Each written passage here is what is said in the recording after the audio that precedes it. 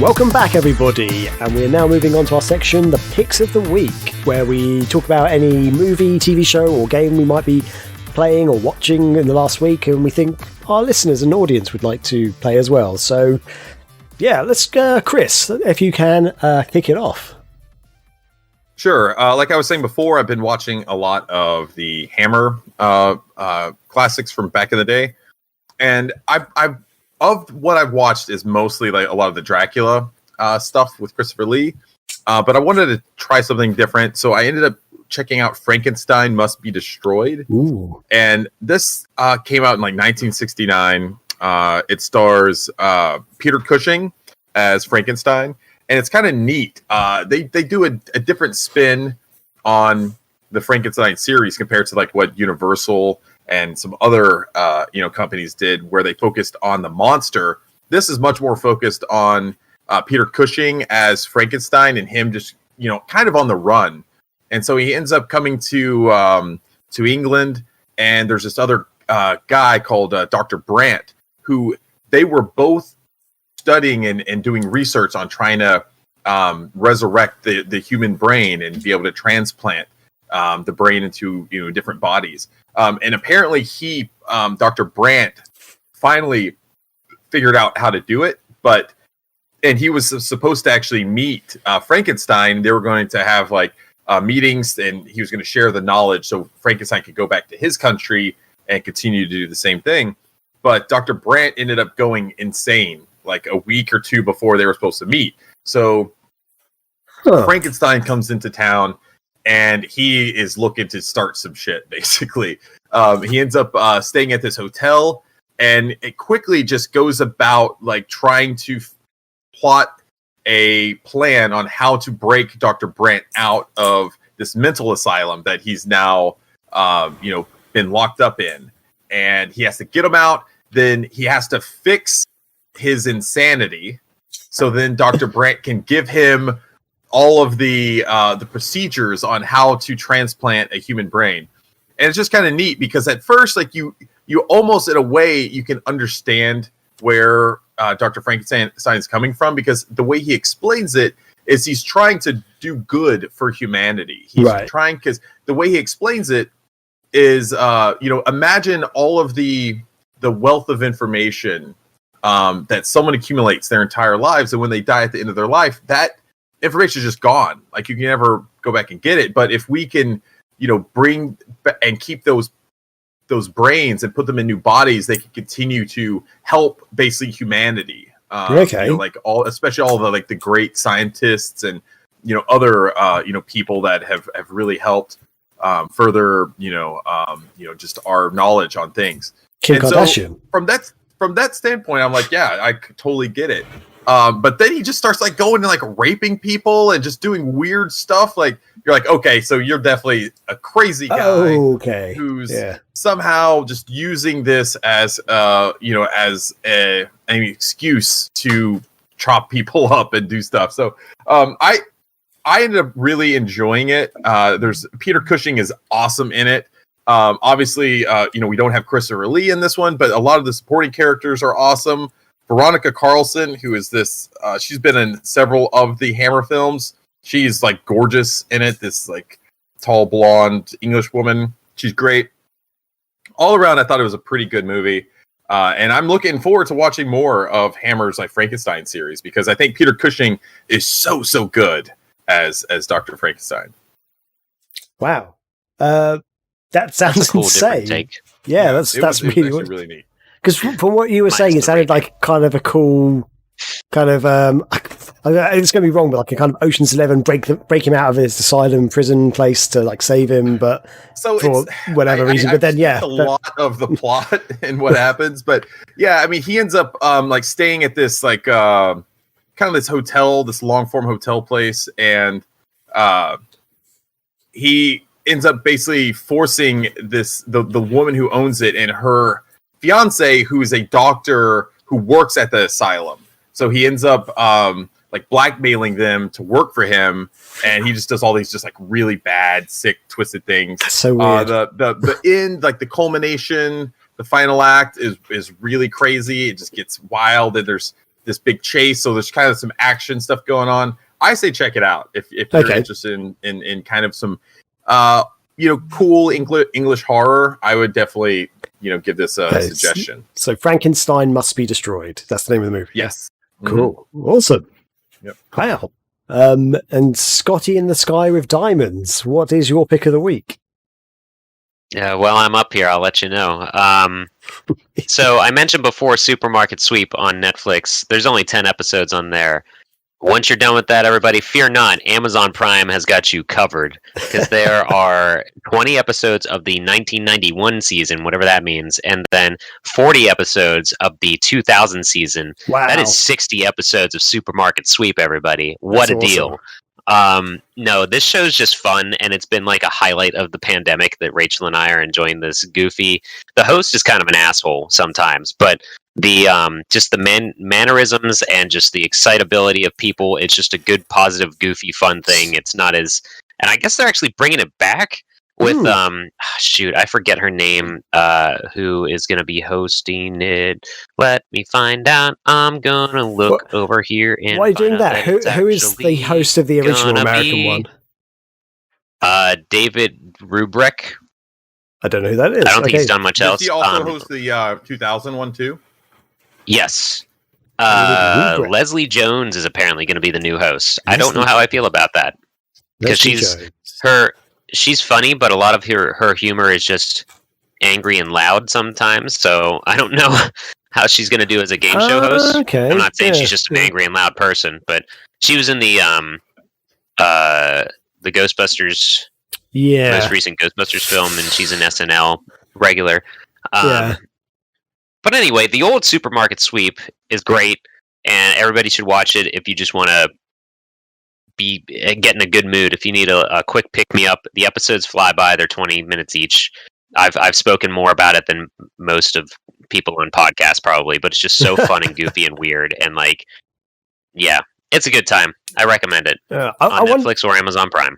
I wonder if you can get the UK version in America at all and see what you think about that. You can get the UK version on DVD. We even tried to find the American thing on DVD. Game shows aren't really released on DVDs. The UK version is just literally watching people sweep in a supermarket. They made that same joke last week, ladies and gentlemen, 2 weeks ago.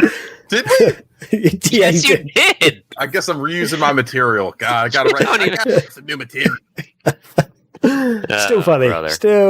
But awesome. Cool. What about you, Graham? What have I been up to? Oh no, what am I choosing? So I actually watched this yesterday. It's a movie that came out in 2017. It's called Goodbye Christopher Robin. Now, have you guys heard of this movie at all? Yes. You have? Okay, good. I thought it was the one with that other guy who was a Jedi. Ewan McGregor. Oh, this isn't that movie? It's not the Ewan McGregor movie. So for Ewan McGregor.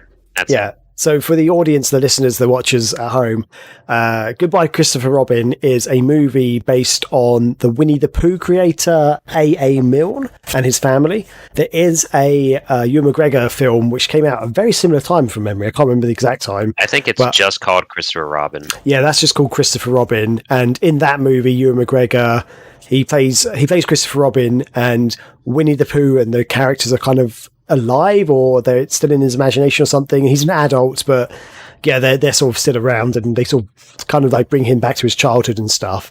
This is a different movie. I haven't actually seen that Ewan McGregor one, I have to admit, and I hadn't seen this one before until yesterday. But this one's a bit different. It's more of it's based on a book which is based on true events, and it's about the A.A. Milne, the creator, and his relationship with his son, who is Christopher Robin, and his wife, and basically his family in general, and like about his life and about him creating Winnie the Pooh. So it's a biographical piece, basically, and it's really good. Like, it's actually quite emotional and heartfelt at points. It's quite almost shocking the way that he treated his family in a way. He's not like a mean person, but the way when he helped create Winnie the Pooh and the characters with his son, basically, Christopher Robin, and it's all based on like sort of the adventures they created in their heads and stuff. Like as kids, he actually had teddy bears and stuff of these characters originally, which was it was like just a bear and like a tiger type bear for Tigger and stuff. And he would like sort of talk about like them in the woods and stuff, because they moved to an area of England, there's a place called Ashdown Forest, and they sort of imagined these creatures living in these woods, this forest around where they lived, and they named the place the 100-Acre Woods, effectively it talks about like how they created it and the way when it sort of rose to fame very quickly, especially in America as well as England. And the world seemed to love the idea of Christopher Robin, so their child, and they basically kept pushing him forward to like go to like do news interviews and stuff like this, like interviews for magazines and TV shows and stuff. And they even when so A.A. Milne and his wife were in America at one point doing a tour like for signing books and stuff, and Christopher Robin was at home in England. On his birthday, he called him up to say happy birthday and stuff, but they recorded it on a radio show. So it's just a really awkward thing. And like the kid was just like, why was there another person talking on the line? And he just didn't understand. And basically it kind of ruined his childhood, and it's really bad. And in the end, he decided to, like, at the end of school, he decided he wanted to join the army because the World War II is actually breaking out and stuff. So he wanted to become his own person, because the world knew him as this kid who like lived with a bear and stuff, because that book is kind of based on him in a way.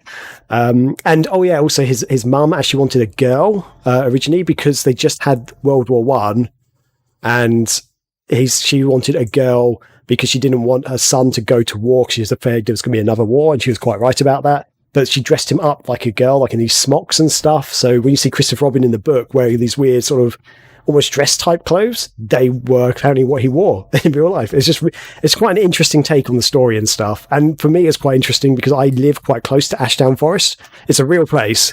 And there's a scene in the movie where they go to this little bridge over a tiny little stream, and they drop sticks in over one side of the bridge, and they race the sticks as they flow through the water to the other side of the bridge. And that's actually kind of a game called Pooh Sticks. Because they play it in, I think they do it in the books as well and stuff. And that's we also have a game called Pooh Sticks over here. Oh dear.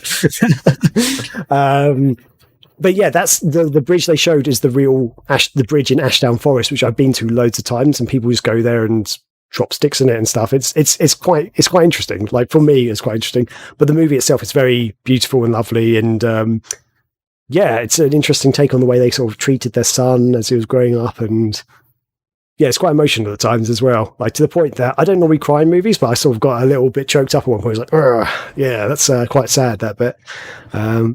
It's lovely movie. I definitely recommend it.